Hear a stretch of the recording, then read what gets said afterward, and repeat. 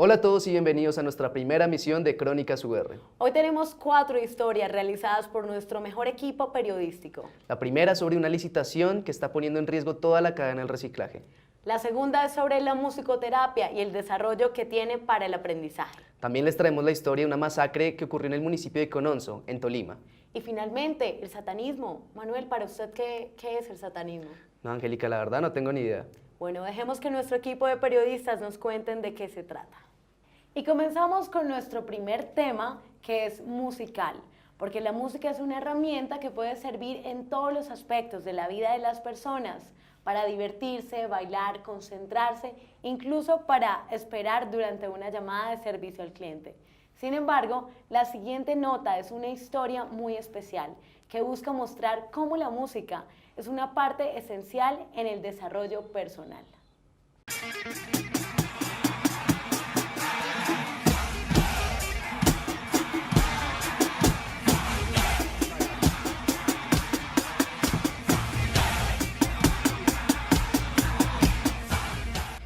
¿A usted para qué le sirve la música? Para mí, la música yo considero que es todo en la vida. La música me sirve para relajarme, para divertirme otras veces. La música nos sirve para expresar lo que sentimos y lo que pensamos de una forma como mucho más sencilla para el resto del mundo. Nos da alegría y nos toca como bailar de una vez. Eso es con parranda de una vez.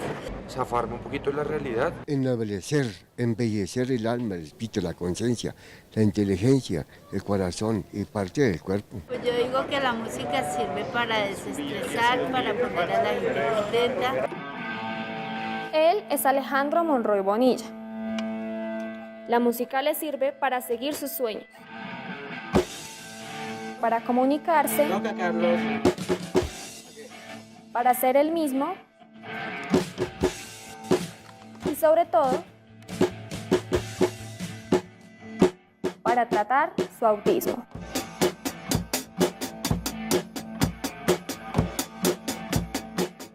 En algún momento de su diagnóstico y de los intervenciones que tuvimos con profesionales muy versados en este tema y muy antiguos en este tema, más bien antiguos, tuvimos la desafortunada experiencia que nos dijeron que iba a ser con una persona como él, y le iba a ser muy difícil aprender. Entonces, que no desperdiciáramos ni tiempo, ni dinero, ni esfuerzos en eso, en tratar de enseñarle algo funcional, porque no iba a ser capaz de aprenderlo. El autismo es un trastorno que involucra varias áreas del desarrollo, especialmente la interacción social, dificultades cognitivas, dificultades comportamentales, dificultades sensoriales, dificultades a nivel de lenguaje. Pues ellos presentan varias características desde la alteración sensorial, ¿sí? Tienen alteración del lenguaje, todo lo que es la interacción social también es nula. Entonces, desde la música tratamos de buscar toda esta participación en los ensambles con los niños. Pero antes de eso, pues hay todo lo que tiene que ver con una preparación, porque ellos no tienen tiempos de atención sostenida como amplios, se dispersan mucho, precisamente el autismo es dentro de sí. Ellos son muy rutinarios, ¿sí? Ellos son muy rutinarios y si se les cambia algo en sus rutinas, pues se alteran, ocurren episodios pues un poco desagradables. Desde los primeros latidos de nuestro corazón, la música nos acompaña.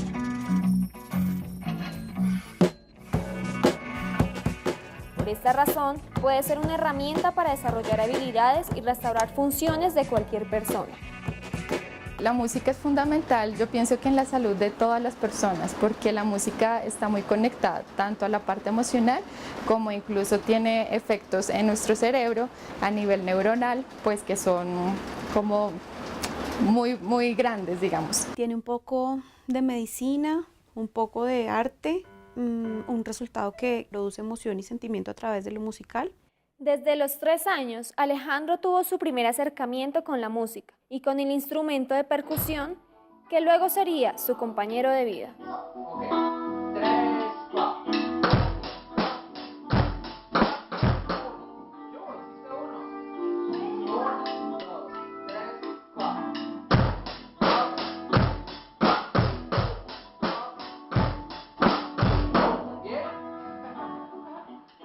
Primera impresión de verlo o escucharlo fue muy emocionante porque fue incluso a escondidas, se puede decir, después de un buen tiempo en que con su profesor no se habían visto. Él volvió, yo simplemente escuchaba el instrumento y me imaginaba que decía esto: ojalá Alejo pueda tocar como lo está haciendo Carlos. Por X o Y circunstancia que no recuerdo, me tocó asomarme al cuarto de estudio o al estudio para a Carlos, su profesor, orientarle en alguna cosa, y fue una sorpresa muy emocionante que el que siempre estuvo tocando la batería era Alejo, mi hijo, nuestro hijo, y no Carlos. Y ahí mismo pues obviamente dejé volar mi imaginación volátil, y dije, no, Alejo está loco y a él le gusta esta vaina y obviamente hay que estimularlo y apoyarlo. En el caso de los niños autistas, la musicoterapia realmente tiene unos resultados increíbles. Se consiguen unos logros que con otras terapias no se puede. La música toca áreas del cerebro simultáneamente que desde otras disciplinas no se logra. También la terapia de este nivel va a bajar los niveles de ansiedad del niño, y dentro de la misma terapia, por lo que es circuito terapéutico, nosotros vamos a mejorar su proceso atencional, su proceso lingüístico, todo lo que tiene que ver con la discriminación auditiva. La música tiene mucho cambio, puede que la música suene un tono alegre, después cambia uno triste, la velocidad está rápida, lenta, fuerte, suave, todo este tipo de cosas. Entonces el niño o el chico, a través de esto, aprende a interiorizar ese tipo de cosas y lo puede aplicar en su vida cotidiana. La musicoterapia sirve como un vehículo de comunicación. Antes la comunicación y el contacto con Alejandro era difícil, era complicado, y la verdad que como padres de una persona, de Alejito y una personita con autismo, intentamos muchas cosas y queríamos como encontrar algo muy del libro, muy teórico, como para basarnos, como algo muy científico, y pues sobre esto no hay ciencia todavía escrita. Entonces para nosotros fue un alivio espectacular porque empezamos a conocer a nuestro hijo, empezamos a conocerlo como es, o sea, su esencia, todo lo de él. Sí me gusta la música, porque me gusta tocar AC/DC como Shoot the Thriller Iron Man 2, Thunderstruck From, How to Hell From y Backy Black From, y Are You Ready From también. Escucha, pero escuchen primero, mira. Así, con los brazos, así. No, así, dobla las manos, así.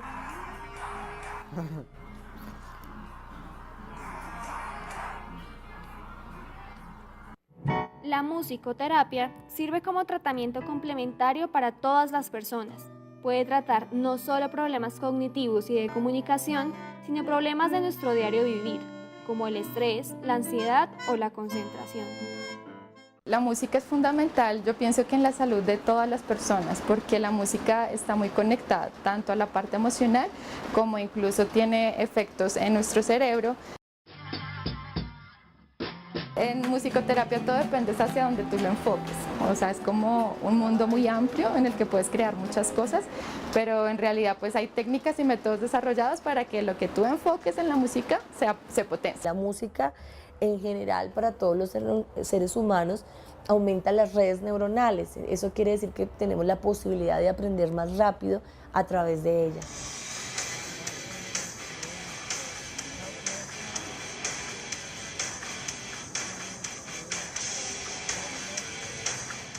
La idea aquí es que disfrutes e interactúes con la música e encuentres en la música ese regulador de esa condición que tienes. Dentro de musicoterapia se usa mucho el saludo musical, que es como la apertura, entonces puedo cantar un pedazo, la uso mucho con los niños a nivel individual y grupal también.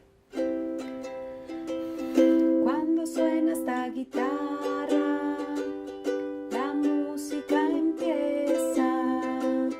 Cuando suena esta guitarra, nos decimos hola. Son personas excepcionales. Sí, eso es para mí el óptimo.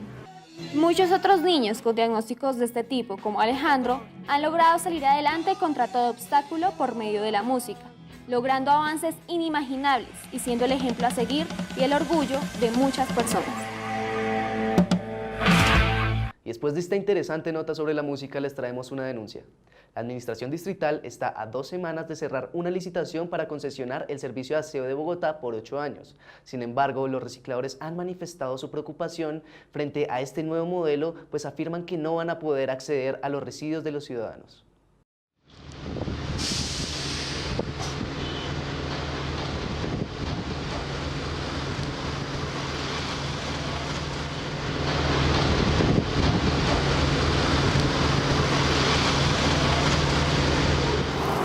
Soy reciclador de acá de la zona industrial de Casuca. Aquí llevo como 2 años reciclando en este sector, pero en mi vida llevo como 10 años reciclando. Debido a cuestiones de la vida, pues de un momento a otro caí en la calle, pa. Y uno al caer en la calle se degenera, pa. Nadie le va a querer dar empleo a usted, todo degenerado, todo, cogí el vicio, las malas amistades. Pues por aquí, por ejemplo, la gente no lo estigmatiza mucho uno. Hay muchas personas en las empresas donde voy a sacar el materialcito que para aquí yo digo que me estiman, porque no cualquiera saca 20.000 pesitos de material que sea que los puede vender. Y pelado, vea, coja ese material, escoja esa basurita y me deja ordenado. Entonces eso ya es gente que ve que uno aporta alguito, ¿sí? Que uno no es simplemente un reciclador, sino que uno está cumpliendo una labor también, ¿sí? La historia de Ricardo Vargas es la misma de casi 22.000 recicladores que transitan las calles recogiendo y clasificando los materiales aprovechables de la basura. Sí, si yo llego esto aquí está embolsadito y yo y todo lo riego, pa, pues a ninguno le va a gustar, ¿no, compa?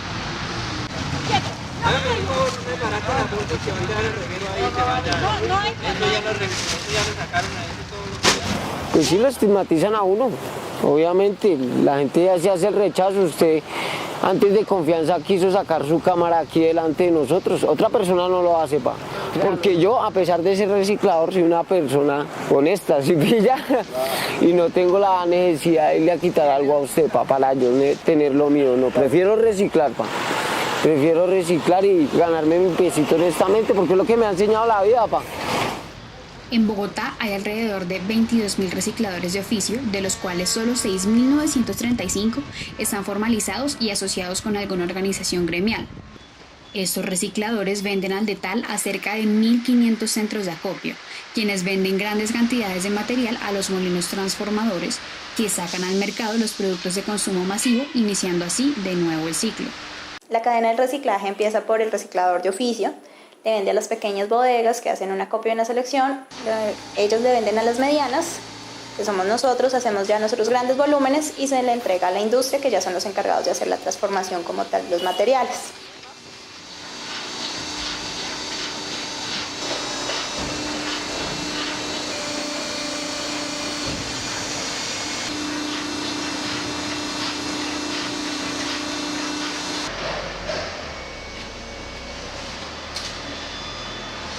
Nuestros empleados principalmente son madres cabeza de hogar, son personas de la tercera edad, algunos con cierta discapacidad, son jóvenes que habían caído en la droga y acá se les da otra oportunidad. Para trabajar en reciclaje no se necesita un mayor estudio ni mayor conocimiento, sino simplemente conocer de los materiales.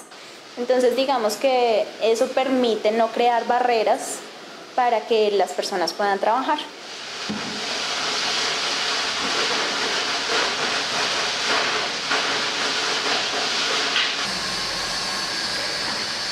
El 80% de la materia prima con la que se fabrica el papel higiénico es fibra reciclada, es decir, papel reciclado.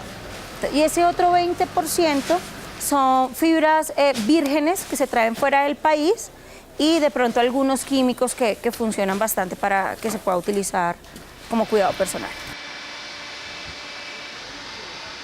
Tuve la oportunidad de conocer los proveedores desde su base, desde el reciclador de carrito hasta el reciclador que tiene una bodega mediana o el reciclador, porque todos somos recicladores, nosotros también somos recicladores, reciclamos sino que lo transformamos, pero yo siento que aquí hace falta que alguien desee voluntariamente vincularse y somos todos nosotros los ciudadanos, porque desafortunadamente el trabajo para los recicladores podría ser un poco más fácil porque hay mucho material que se pierde.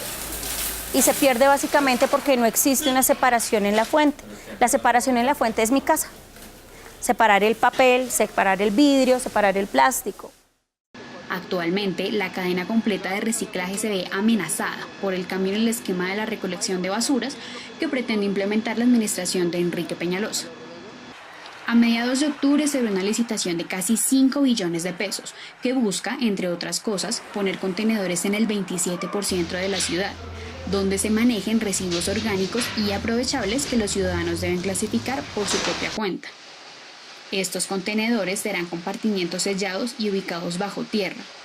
En ese panorama, el interrogante que aqueja a los recicladores es quiénes tendrán acceso a esas basuras.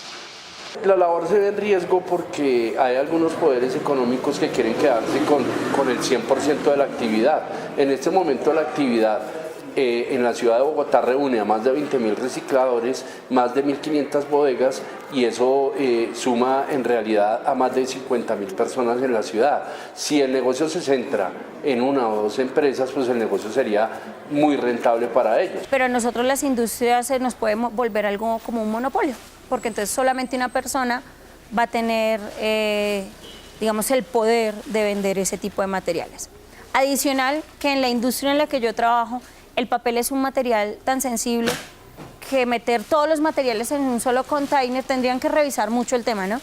Permitiría que los materiales se contaminaran totalmente. La directora de la Unidad Administrativa Especial de Servicios Públicos, UAES, Beatriz Elena Cárdenas, habló para Caracol Radio sobre la contenerización. Hay dos tipos de contenedores. Ellos van a tener acceso a los contenedores que estamos exigiendo para el material aprovechable de los puntos críticos. Estos contenedores son de menor tamaño y son contenedores en los que ellos puedan sacar de allí el material. El reciclador no debe acceder al contenedor donde haya escombro, porque eso no es aprovechable por ellos, ni donde haya material ya contaminado que a ellos no les sirve para reincorporarlo a la industria distrital, a todas las empresas del distrito. A raíz de la expedición del decreto 596 expedido por el gobierno nacional, le digo a los recicladores de oficio del país, ustedes deben formalizarse, deben organizarse, deben estar constituidos en empresas de servicios públicos, deben estar registrados en la Superintendencia de Industria y Comercio para poder pagarles a ellos toda la actividad de aprovechamiento. Los recicladores han dado una lucha muy grande y como resultado de ello han obtenido que el gobierno reconozca que la labor que ellos hacen también es parte del servicio público de aseo en la modalidad de aprovechamiento, razón por la cual hoy les están reconociendo vía tarifa esa labor. En teoría el Estado los está apoyando, pero pues no es tan sencillo. Ellos lo que hacen es como planillar, que es la forma en que hacen para que les paguen sus kilos adicionales. Pero sí hay algunas personas inescrupulosas que han cogido como muchos recicladores y se han cogido esa plata. O sea, todavía falta mucho control en esta cadena para que verdaderamente funcione, pues según lo planteado. De hecho, en la depuración que se hizo ahorita en la UAES, que sacaron muchos recicladores, ahí se refleja la gente que ha sido impostora, que no son realmente recicladores, sino que se quieren beneficiar de lo que nosotros hemos luchado y hemos logrado. Pueden estar algunos empresarios de la recolección de los ordinarios, de las basuras, porque si hoy están pagándole a los recicladores el valor de la tarifa, quiere decir que les están restando de los ingresos a las empresas. Que no aguanta uno hambre, pero si le llegan a uno a quitar el trabajo, baila. Que son los que más tienen plata, son los que quieren quitarle a uno el trabajo. El 19 de octubre de 2017 se llevó a cabo una multitudinaria marcha en la que asociaciones de recicladores protestaron por la implementación de la licitación pública número 2 de 2017 y el decreto 596 de 2016 sobre el aprovechamiento del servicio público de aseo y el régimen transitorio para la formalización de los recicladores de oficio. Este nuevo modelo se busca implementar en enero del 2018. Hoy nos trae aquí lo que viene, que es una licitación que se está dando en marcha en este momento y un decreto 596, la cual no estamos de acuerdo, ya que eso excluye a una población en condición de vulnerabilidad. No se ha tenido en cuenta lo de la Corte Constitucional y los derechos están siendo vulnerados. Ellos quieren poner los contenedores, esa es nuestra gran lucha, que no nos pueden quitar nuestro trabajo, por el cual nosotros hemos venido guerreando durante muchísimos años. Muy ásperos, papá, porque hay gente que sobrevivimos de eso. Y la alcaldía es muy avarienta, papá, porque ellos tratan de que, digámoslo de una u otra manera, los subsidios, las ayudas que llegan para todas las personas como nosotros, lo cogen, se lo manipulan. Ahora lo poquito de rebusque lo quieren coger también, pa. Y desafortunadamente nosotros, los ciudadanos, no tenemos la cultura de reciclar. Entonces, y evidentemente nuestro modelo de recolección de basuras tampoco lo hace. Razón por la cual en el evento en que coloquen contenedores en la ciudad, a los recicladores se les va a ir la mayor parte del material que hoy aprovechan, que hoy sacan de la bolsa, se va a ir directamente al relleno sanitario. Ya tuve en alguna oportunidad su desbordamiento y estamos muy cercanos a que vuelva a suceder. Muy cercanos, estamos hablando de unos 5 o 6 años, si no tomamos conciencia de la separación de los materiales y de entregarlo a las personas correctas. Sin embargo, por la falta de compromiso de la ciudadanía en la separación de los residuos, de casi 190.000 toneladas de residuos producidas al mes, solo se logra aprovechar el 14%. La cadena completa está aprovechando alrededor de 1.500 toneladas. Si se deja de recuperar, el relleno sanitario estaría recibiendo 1.500 toneladas diarias más de basura.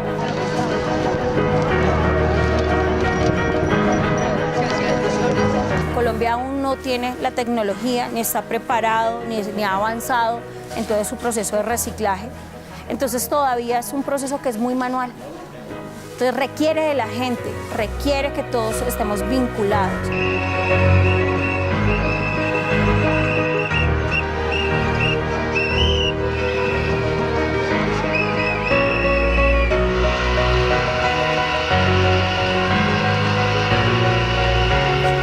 Para nadie es un secreto que han habido señores de familias muy distinguidas del país que se han metido en el negocio del reciclaje y que también pueden estar detrás de ese manejo.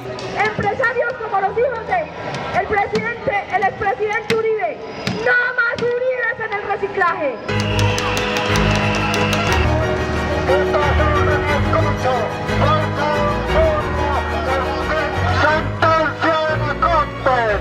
Son respeto y derecho constitucional. Presente, recicladores populares. ¿Qué tiene la basura? La gente se pregunta.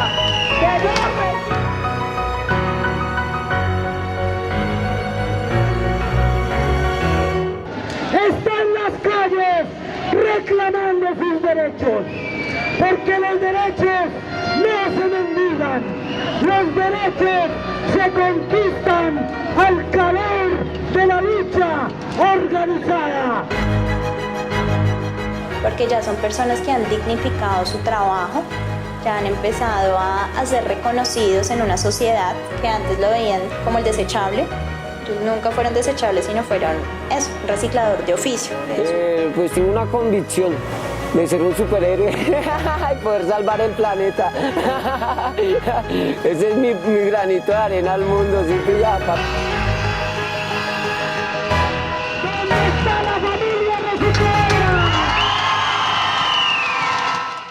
Continuando ahora con nuestra tercera historia, vamos a dar un vuelco temático interesante y es ahora acerca del satanismo. Manuel, ¿qué se le ocurre cuando escucha esta palabra? No, pues Angélica, lo primero es la adoración al diablo, como rituales oscurantistas, brujas, no sé, gatos negros, pero pues miremos a ver. Bueno, esta es una de las ideologías más estigmatizadas. Nuestras reporteras estuvieron en Bogotá viendo estas prácticas y buscando información al respecto. Hay polémica en Quimbaya, Quindío, porque fue construido un templo en el que se le rinde culto y adoración al diablo. El promotor asegura que su iglesia no está abierta para cualquier persona y que sus asociados son cerca de 1 millón. Pobladores de Iquitos están más que asustados. 2 adolescentes que leyeron un libro satánico terminaron convulsionando. La policía tuvo que pedir ayuda a un religioso para rescatar a los muchachos. Seguramente usted ha escuchado todo este tipo de noticias sobre iglesias satanistas, sacrificios o rituales. Según la RAE, Satán significa persona diabólica, en hebreo adversario y en árabe mal camino. Todas tienen una carga negativa, pero ¿usted realmente sabe qué es el satanismo? ¿Quiénes son sus seguidores? ¿Qué vertientes existen? El satanismo no sé exactamente, pero una opinión personal, porque esos son conocimientos profundos del Averno, del más allá, son cosas que son inescrutables para el común de la gente, pero el satanismo debe ser una secta religiosa que conlleva a las personas que sean de malas energías, de malas influencias, que sean malos. Tengo también de conocimiento que ha sido también fundamento de muchísimos grupos, como puede ser el Ku Klux Klan o otro tipo de asociaciones que se han caracterizado por marcar pues muchas cosas a través de sus acciones, no sé, asesinatos, cosas así. Para mí creo que el satanismo es una manera que han utilizado las personas religiosas o no para acercarse como a entes superiores, no sé si sean almas o espíritus o bueno, no sé, obviamente pues mediante no sé si cosas físicas o espirituales, como por ejemplo los muñecos de vudú y todo esto, como para poder establecer cierta conexión. No, el libro no es lo que creen, la cultura no es lo que creen, es más como un libro de filosofía, de ética, de esoterismo, dice que la vida es sagrada, no habla en ningún lugar de sacrificios, gran parte del libro es claramente ofensas contra Cristo y contra los estandartes y los ídolos de la Iglesia Católica, pero realmente es como un manual de conducta y es gente como que se siente bien por estar en contra como por ser la parte mala del status quo que ha montado el cristianismo. El satanismo ha tenido 2 facetas fundamentales. La primera, anterior a la fundación de la primera iglesia de Satán en el mundo, y la segunda, posterior a esta. En el siglo XIX, conocido como el siglo de las luces, se da una competencia por la soberanía entre la Iglesia Católica y el Estado. Con especial motivo de quitarle a la Iglesia el trabajo de educar, se hizo uso de un discurso de secularización. Este presatanismo tenía unas prácticas desorganizadas y sus principales sectas se encontraban en Alemania e Inglaterra. Muchos de ellos creían en Satanás como una entidad real y otros lo tomaban como una referencia literaria para representar las ideas antirreligiosas. En 1966, Anton LaVey escribe la Biblia satánica y funda en Estados Unidos la primera iglesia de Satán. En ella trata de resumir de una manera concisa y de manera abierta cuáles son los principales valores del satanista promedio. A esto se le denomina satanismo laveyano. La segunda faceta se da posterior al surgimiento de esta iglesia tras la aparición de corrientes que discuten con el satanismo laveyano. Entre ellos están los setianos, seguidores del dios egipcio Set, quienes lo consideran la figura originaria del satanismo, es decir, el satanista original. Y el Golden Dawn, puerta dorada o puerta del amanecer, es una tradición más esotérica, con conexiones con los distintos luciferianos y los distintos satanismos. Su mayor exponente fue Aleister Crowley. Crowley fue un hechicero, el más reconocido dentro del mundo del ocultismo. No era propiamente satanista, pero integró en una sola visión esotérica varias tradiciones que existían en ese tiempo. Los Rosacruces, los masones, entre otros, con los cuales surge la famosa escuela de Telema. Desde la aparición de Satanás o Lucifer en las diversas religiones del mundo, como el judeocristianismo, el budismo y el islam, las personas se quedan con la visión de que el satanismo es una religión. Además, la creación de templos que adoran a Lucifer. Pero, desde la teología, que es la ciencia que estudia a Dios, ¿cuáles son las características para que algo sea considerado una religión? Hay tal vez 2 elementos importantes. Uno es el elemento de repetición, religare. La religión es religar, es repetir. Y el repetir un rito te lleva a una adhesión afectiva a. Es decir, yo repito un rito, yo repito unos juegos de lenguaje y repetir un juego de lenguaje y un rito me lleva a adherirme afectivamente a algo y eso es la religión. Me adhiero afectivamente a la idea de Dios, a la idea de Cristo, a la idea en el catolicismo, por ejemplo, a la de María, y por supuesto esto configura patrones, y los patrones que se repiten pues forman más adhesiones afectivas y espirituales a algo, y me parece que son dos elementos fundamentales por los cuales una religión se puede tornar religión. Invocación a Satán. In nomine Dei nostri, Satanás, Luciferi, excelsi. Héctor Escobar, un pereirano que murió a los 74 años, trajo en 1967 la iglesia satánica a Colombia, todo como un acto de rebelión, pues para él el satanismo es tener conciencia propia del yo. Él fue un poeta, pero se convirtió en el Papa Negro de Colombia por haber estudiado todos los símbolos de Satán o Lucifer y no solo introducirlos en la cultura colombiana, sino en el tejido literario. Antología inicial es mi primer libro publicado en el año 1983. Con este volumen se comenzó la colección de escritores pereiranos. Es importante resaltar porque la región cafetera y el departamento de Antioquia son tan relevantes para la iglesia satánica aquí en Colombia. Primero, porque Héctor Escobar fue risaraldense. La segunda, porque el departamento del Quindío tiene el primer cementerio masón. Y la tercera, porque estos departamentos tienen el mayor número de seguidores de la iglesia satánica. Héctor Escobar se ha dedicado como... Héctor Escobar es como nuestro Anton LaVey, por decirlo así. Él es el que se ha dedicado como en términos muy autóctonos a pensar las tradiciones esotéricas, pensar los símbolos de Lucifer, de Baphomet, de Satanás. Y ese es el satanismo, de hecho, que pega más fuerte acá en Colombia, de manera sorprendente, digamos. Digamos que en Antioquia, la región de Antioquia es supremamente satanista, es probablemente la región más satanista del país, después de El Llano.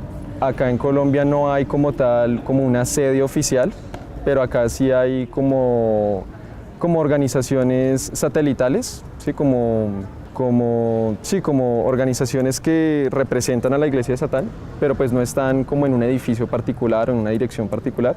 El pensamiento de Escobar se fue expandiendo hasta llegar a la capital, donde se han creado varias iglesias para mantener sus creencias y aumentar sus seguidores.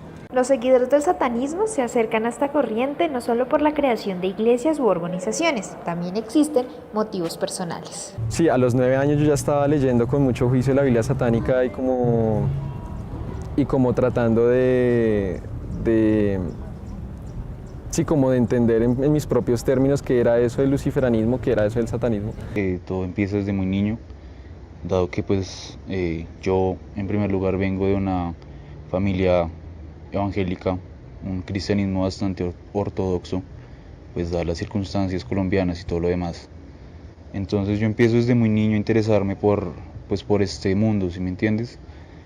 Y todo se va dando a medida que yo voy creciendo, empiezo a sentir ese llamado, ¿sí me entiendes? No solamente simbólico, sino más que todo ideológico, a investigar, a rodearme de gente que casualmente van llegando. Existen algunos imaginarios sobre las prácticas satanistas, como sacrificio de animales, profanación de tumbas, aquelarres en Halloween, entre otros. Las reacciones de las personas pueden ser muy variadas. Han habido reacciones muy variadas. Digamos que entre mis compañeros de la universidad, con mi mamá, en general mi círculo social, pues se sienten muy atraídos hacia lo que es el satanismo tal como yo lo entiendo, no son como muy discriminatorios con eso, no se lo toman tan a pecho. Pero digamos, mi abuela, mis tíos, digamos como gente en la calle que le preguntan a uno por los sellos. Sí, digamos, mi abuela sí siempre tuvo mucha oposición. Mi abuela, pues de hecho mi abuela hizo hasta lo imposible para que yo terminara la primera comunión, igual yo no la terminé. Entre esas cosas que ella trató de hacer, ella estaba convencida de que si yo seguía un camino espiritual de las religiones oficiales, me podría salvar. Colombia es un país tradicionalmente católico, pero usted desde la Constitución del 91 decide en qué creer o no creer. Colombia es un estado laico y con libertad de culto, pero eso no significa que los ciudadanos respeten y toleren otras creencias diferentes al catolicismo. Con la Constitución del 91 y con miras a adaptarse al proceso global que estaba surgiendo respecto al respeto de los derechos humanos y las libertades de las personas. Colombia, el Estado, en primera medida optó un tipo de Estado social de derecho.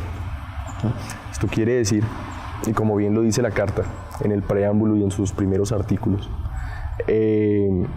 Colombia pues va a ser un Estado pluralista, ¿sí? En donde realmente el centro y la atención de toda la institucionalidad no se va a basar en el respeto quizá por las instituciones mismas, sino que todo va a girar en torno a la persona.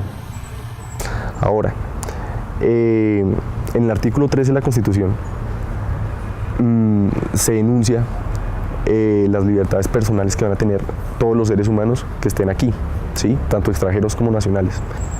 Bueno, que cualquier persona va a poder ser libre al momento de practicar un determinado credo.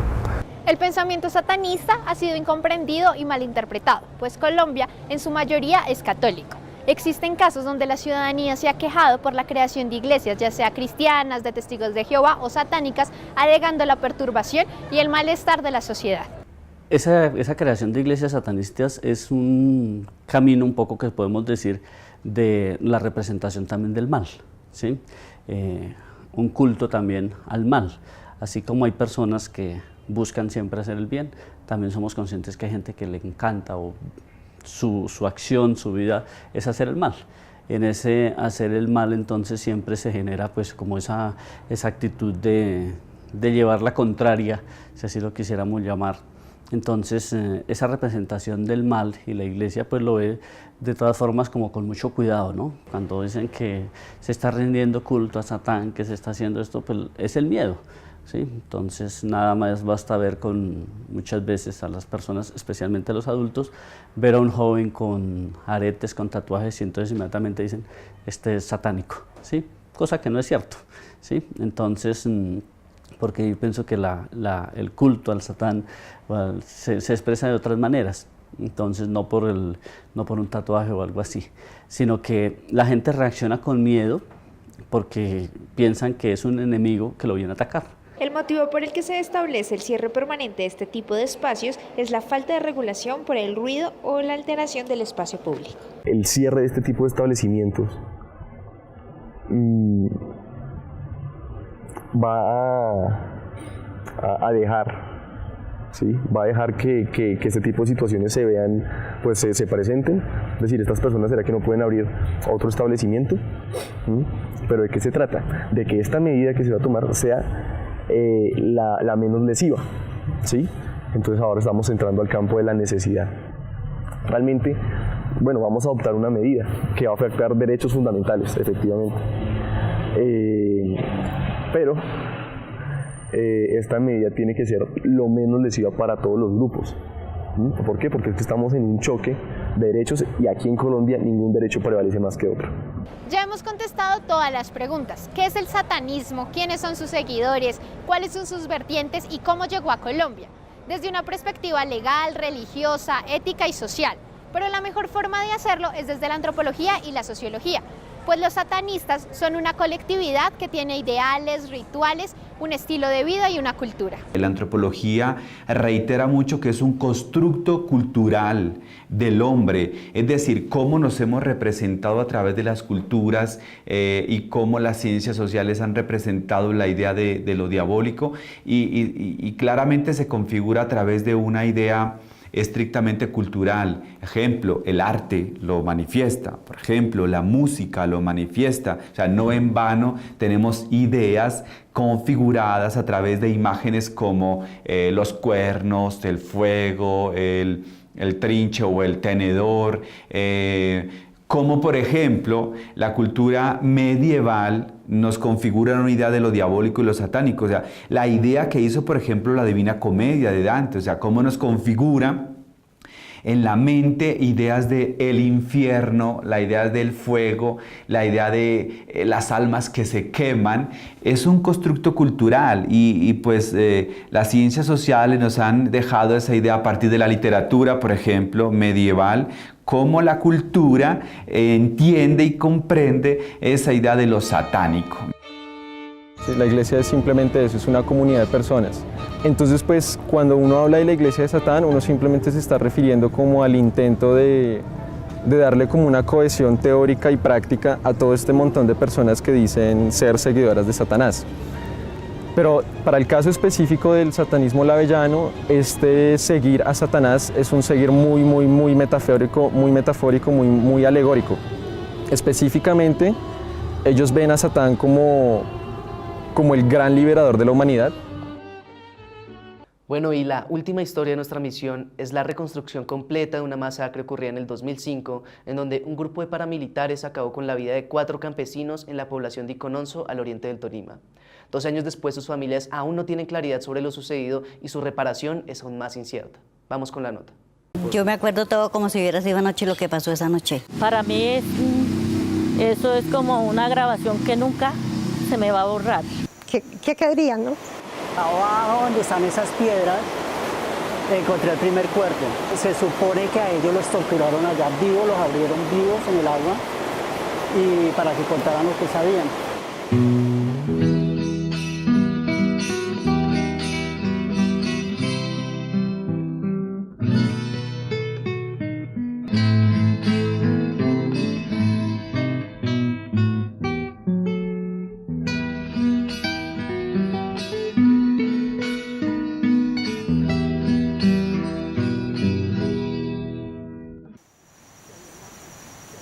Pues Ángel Alberto era muy tímido, penoso. Y en cambio Fernando era muy activo, muy enamorado, todo. Uno trabajaba en cultivo y el otro me ayudaba a mí de ayudante de la motosierra. O lo que yo tuviera que hacer, como yo hacía contratos de boleo, machete, de asadón, y allí él me ayudaba a mí. En lo que le saliera, echar asadón, coger habichuela, coger el frijol. Él era morenito, gordito. Todavía era joven. Él murió como de 48. Yo recuerdo que mi padre era un hombre muy trabajador. Nunca fue perezoso para trabajar. Él no era perezoso porque él donde salía, él era jornalero. Mi esposo era una persona muy servicial, muy amoroso con sus hijos. Y en comunidad lo mismo. Fue presidente de la Junta de Acción Comunal. Él se dedicaba a hacer contratos de guaraña y teníamos unos animalitos al aumento.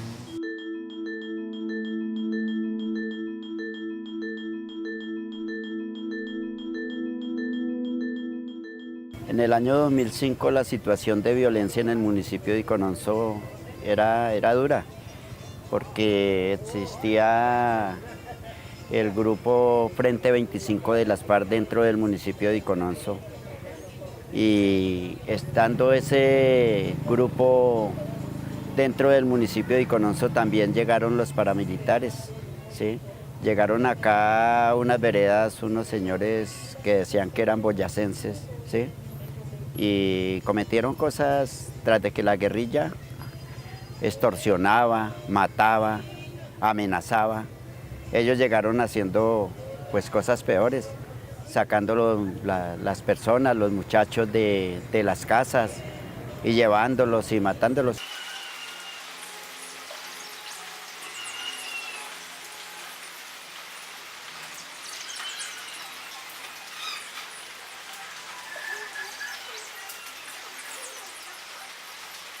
Los victimarios llegaron a este sitio, dejaron los carros, por ese camino entraron y por ese camino regresaron con los hermanos Pulido Rodríguez. Por este camino ingresan los victimarios a llevarse los hermanos Pulido y por este mismo camino se regresan.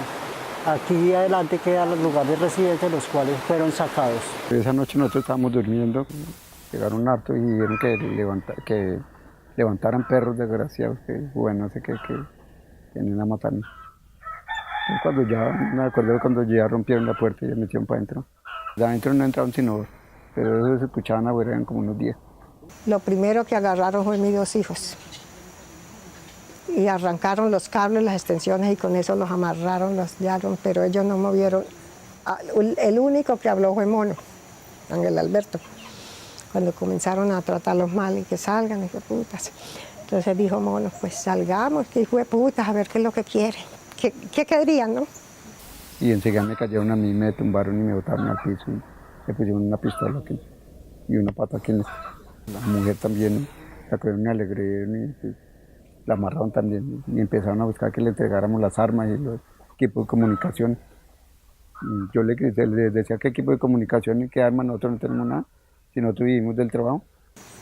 Y los chinos lo sacaron, pero yo tal vez juraba que me los iban a dar acá, amarraditos por aquí. Y bueno, se cansaron de esculcar y esculcar cuando un momento otro yo ya a los chinos no los escuché.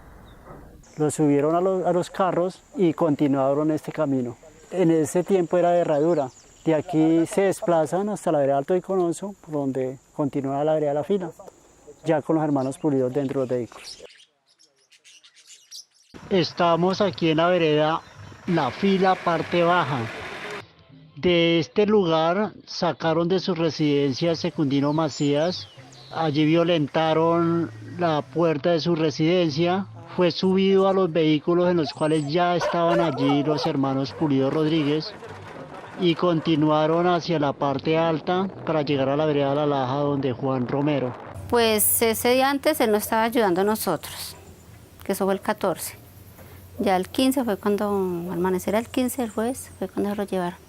Eran las 12:30 de la noche, no, como a las 12, cuando llegaron unos tipos, ¿sí? Nos rodearon la casa, hicieron un tiro, yo no sé, eso es como si hubiera caído la casa encima, y echaron a llamar a mi esposo. Estaba mi mamá, mi hermana, que o sea, ella no puede hablar bien, es como especial, y mi abuelito, que aún vive todavía.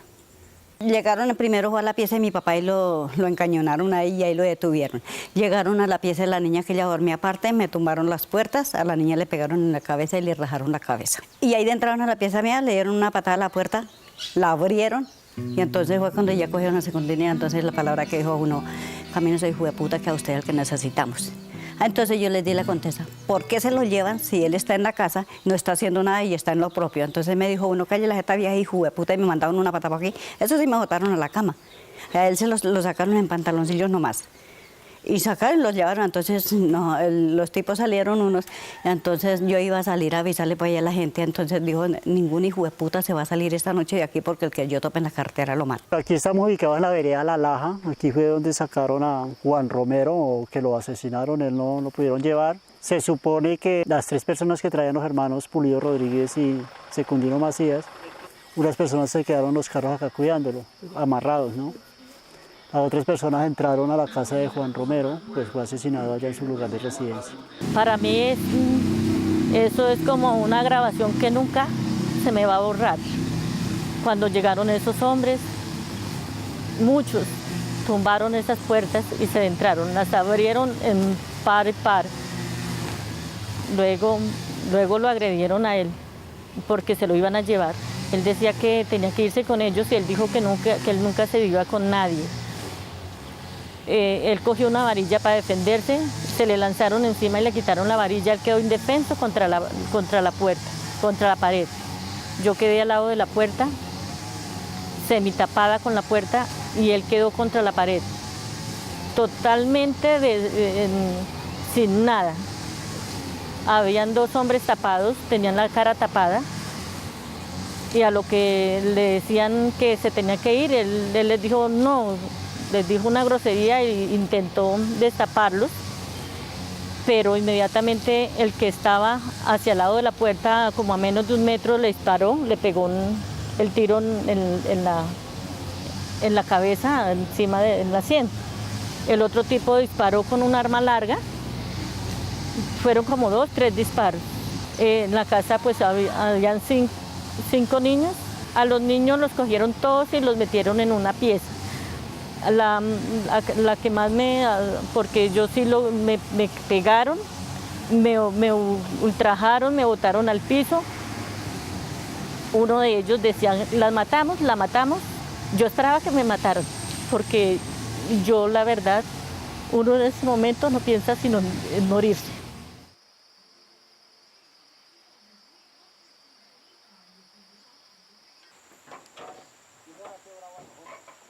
Posteriormente salen ellos y continúan hacia el pueblo por esta misma ruta, pasando por las veredas La Laja, pasando por las 2 quebradas, bajando por la vereda Canadá de Escocia, entrando por el casco urbano y siguiendo ahí sí hacia el río Sumapaz. donde se consumaron los hechos de las otras 3 víctimas.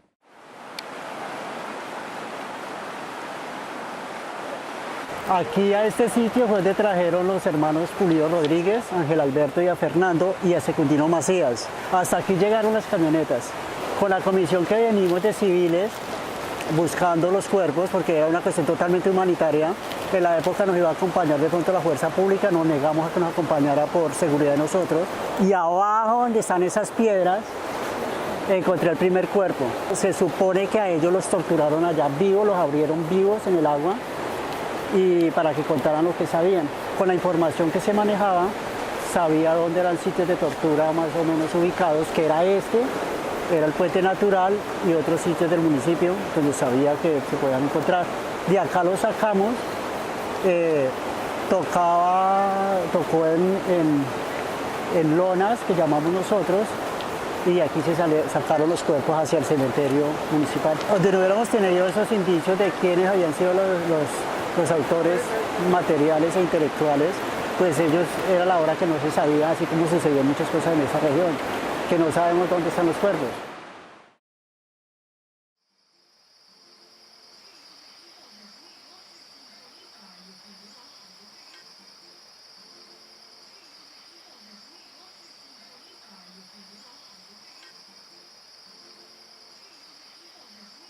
No sé, yo no les vi la cara porque iban enmascarados y llevaban el uniforme como el ejército y los fusiles. Pues nunca supimos quién había sido. De la guerrilla no eran. La guerrilla, yo creo que eran como los paras, porque después me dijeron que habían sido los paras que habían entrado ahí. Pero le dieron 15 millones a ella nomás, o sea, 15 millones. Para que la repartiéramos entre las 4 que somos. Y de ahí para acá no me han dado más ayuda, no ha llegado nadie ni a preguntar nada ni nada.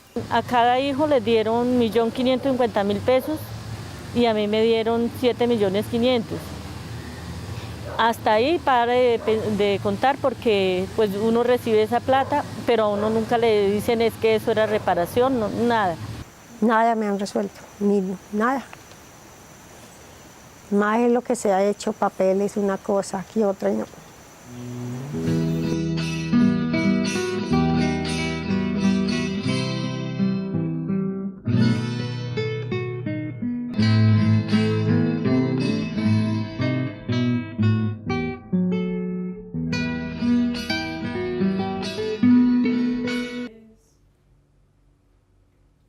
Esperemos que esta reparación, y no solo económica, les llegue finalmente a estas familias. Bueno, fueron 4 historias con ejes temáticos distintos. Gracias por acompañarnos.